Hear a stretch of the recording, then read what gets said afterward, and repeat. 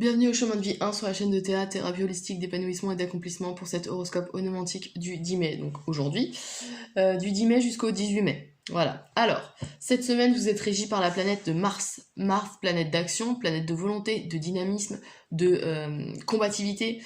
On aime les challenges avec Mars. C'est une planète de... Alors, attention à l'agressivité, comme je dis toujours, hein, parce que c'est une planète qui a tendance à nous pousser à l'action, mais coûte que coûte, d'accord ? C'est vraiment une planète qui pourrait écraser ce qui peut gêner son élan, d'accord ? Qu'est-ce que je pourrais dire d'autre ? C'est une planète qui nous permet de bouger, ça c'est sûr, et qui a l'esprit de compétition. Voilà, donc pour ceux qui sont dans la compétition sportive ou autre, c'est une planète qui peut nous y aider. Voilà. Ensuite, en influence générale avec Mars, on a la 21. Alors là, c'est plutôt positif parce que là, on nous parle de réussite totale. On a un aboutissement réel là. Hein. On a la plénitude, d'accord, qui s'amorce. On est enfin arrivé au bout de quelque chose. Ouais, il y a une réelle, comment dire, réalisation. Ouais, on est arrivé au bout. On est, dans la réussite. Qu'est-ce que je pourrais dire de plus ? On est dans le succès sur tous les plans. On va voir plus spécifiquement, et ici, on a vraiment un ressenti. Un ressenti. Comment dire ? L'univers vous fait comprendre que vous êtes arrivé au bout de quelque chose et que c'est positif, d'accord ? Quelle que soit la chose, c'est positif. Et elle vous fait grandir, d'accord ? La 21, c'est pas la fin, si c'est la fin de quelque chose, mais de toute façon, il y a toujours quelque chose après, d'accord ? Donc ça annonce aussi de nouveaux projets. On va voir plus spécifiquement, mais on a quelque chose de plutôt positif, ouais. Et si on n'est pas encore arrivé à la fin, Mars vous y aidera durant cette semaine, d'accord ? Pour aboutir à ça, au succès total. Alors, on va voir plus spécifiquement. Dans le domaine de ressenti sentiment, on a le 4 de coupe. Alors, la 4 de coupe nous parle de sentiments, déjà de sentiments internes très réservés, d'accord ? L'expression des sentiments est plutôt restreinte avec cette carte.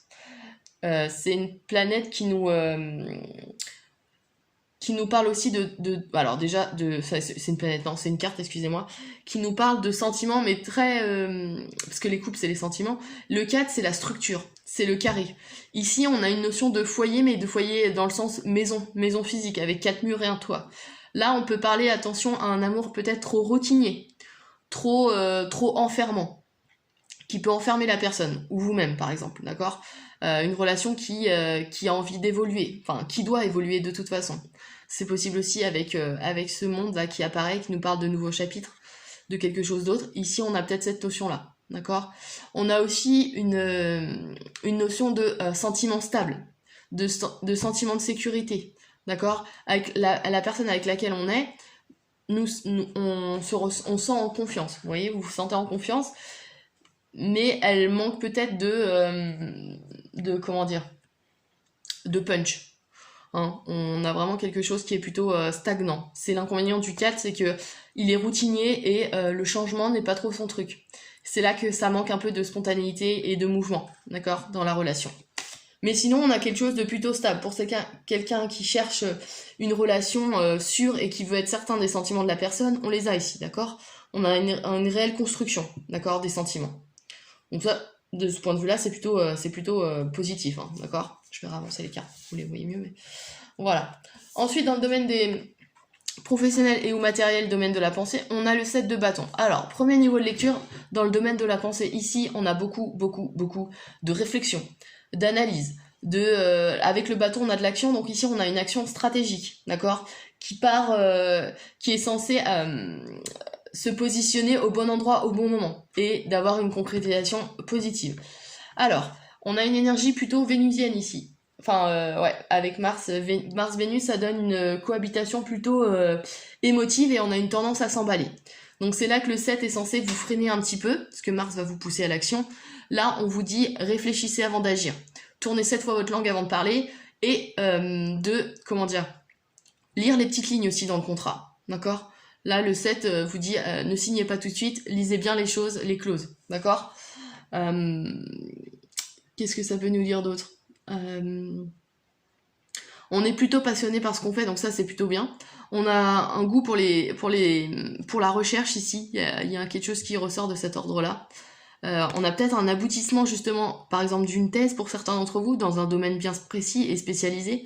Parce que le 7 en numérologie, c'est les disciplines pointues, telles que les mathématiques, l'astrophysique, la médecine, la littérature, mais poussée à l'extrême, la philosophie, enfin voilà, c'est des sujets qui demandent une expertise particulière. Hein. La comptabilité, on l'a aussi dans le 7, donc voilà, il y a des choses de cet ordre-là. Donc pour ceux qui cherchaient peut-être un travail, il y a peut-être ça qui s'amorce, sachant que là il y a une nouvelle symbolique qui s'impose à moi avec ce set-là. Dans le domaine des ressentis, ici en plus des sentiments, dans le domaine des ressentis, donc intérieurement, vous avez besoin que les choses soient carrées. Donc si certains d'entre vous sont intéressés par un domaine spécialisé mais qui demande un côté organisé, fiable, structurel, on a la comptabilité qui peut s'imposer par exemple pour ceux qui seraient en recherche d'un poste ou d'un travail qui pourrait correspondre à quelque chose de plutôt carré, qui demande de la réflexion. On a ce genre de métiers, voilà, qui peuvent se présenter. Qu'est-ce que je pourrais dire d'autre? Ouais. Et vu qu'on est dans le domaine financier, comme je vous disais, si vous devez signer un contrat ou vous engager dans quelque chose, lisez bien les petites lignes, d'accord? C'est vraiment l'avertissement que je pourrais vous donner. D'autant plus qu'avec Mars, vous serez poussé à aller vite. Là, non. On vous parle peut-être parfois même de retard et contre-temps, de blocage. Donc il faut savoir faire avec et ne pas vous emballer, parce que là, on a une énergie vénusienne, donc qui peut vous, tendance à vous énerver et voilà, peut-être à être agressif, d'accord? Parce qu'il peut y avoir des excès dans les liens, d'accord? Dans les liens professionnels. Voilà, et enfin dans le domaine spirituel, volonté, force d'action, donc ce qui doit vous aider sur l'ensemble de la semaine, c'est ce 3 de coupe.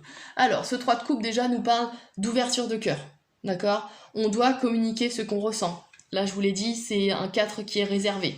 Ici, on vous dit justement, sortez de cette réserve et communiquez. Communiquer pourquoi? Pour déjà aboutir à ça, à ce monde-là qui se prépare. Et pour savoir, alors déjà il y a plusieurs façons de communiquer. On a la communication, donc la affective, là on vous demande de sortir de votre réserve, donc sachez exprimer vos sentiments déjà, d'autant plus que là on a les coupes, donc on est dans les sentiments. Ensuite on a, par rapport au niveau professionnel, on a des idées ici, avec le 7 on réfléchit beaucoup comme je vous l'ai dit, donc il y a des idées, il y a des projets, il faut savoir les vendre. Il faut savoir les vendre et les partager, et savoir les expliciter. Comme je vous l'ai dit ici, on est dans des domaines spécialisés. Il y a peut-être des notions de vulgarisation ici, pour que ça touche le plus de public possible. Ça, c'est une des autres symboliques.